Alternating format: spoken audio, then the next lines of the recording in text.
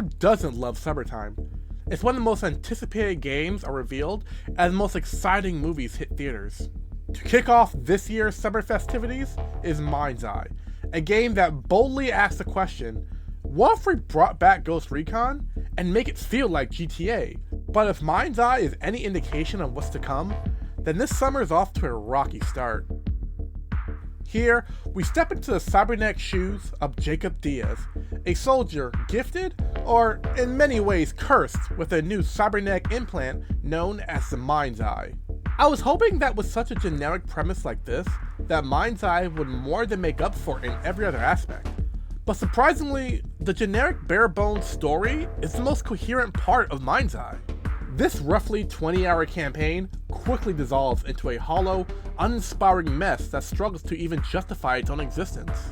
I tried my hardest to find the light at the end of the tunnel or some sort of motivation to keep on going, but after each and every mission, or just about 20 minutes, I struggled to progress any further.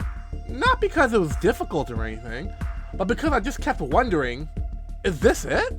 MindsEye doesn't offer anything original when it comes to its story, which turns even the most simplest tasks into an extremely difficult slog.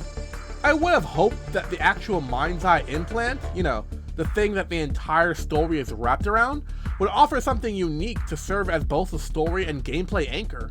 But even that turns into nothing more than a cliche gimmick that offers nothing you haven't seen before. Scan the environment, stun or mark enemies, and even hack into them to turn them against one another. That sounds familiar? Speaking of familiarity, most of MindsEye's sandbox gameplay seems to be directly inspired by the likes of Saints Row and GTA. You could start to see the type of vision MindsEye was going for if you squint at just the right time and tough it out.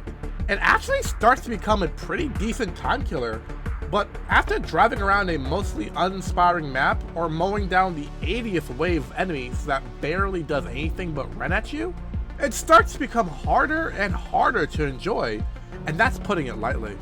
Sure, the majority of vehicles you get behind the wheel of feel surprisingly smooth and incredibly responsive, making me think I was in GTA Online or the next edition of Fast and Furious.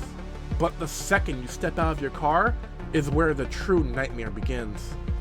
The cover system run-and-gun centric focus that makes up the majority of MindsEye's gameplay feels extremely outdated and clunky, quickly making you wonder if you accidentally started playing something back from 2006. It doesn't help that majority of the enemies you're going up against share the exact same brain cell.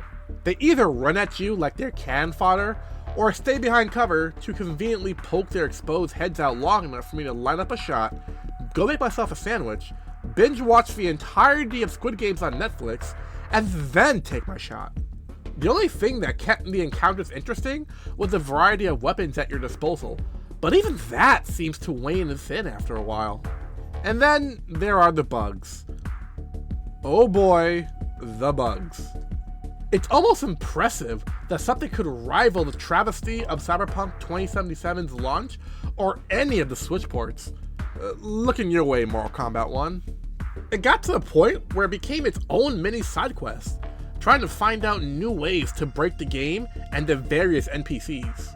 Seriously, I almost forgot the main story completely and just drove around trying to turn everywhere I saw into Mr. Fantastic. The only saving grace for MindsEye is their custom mission designs and scenarios. Build.MindsEye. The game's custom mission and scenario builder allows players the freedom to create their own levels, set up challenges, and design their own scenarios. It's an extremely surprising toolset that shows that the majority of the community-made missions are way more creative and enjoyable than anything in the base game. Honestly, it feels like the community's doing the developers' job way better than the developers themselves. MindsEye is one massive flop that had so much going for it. No matter how hard I tried to like it or how much I tried to look past its many flaws, the mass amounts of technical issues, hollow story elements, and overall presentation isn't enough to warrant the $60 price tag. Even with the inclusion of creating your own missions and combat challenges, you quickly find it hard-pressed to continue any further and wishing you were playing literally anything else. MindsEye implants itself a 3 out of 10.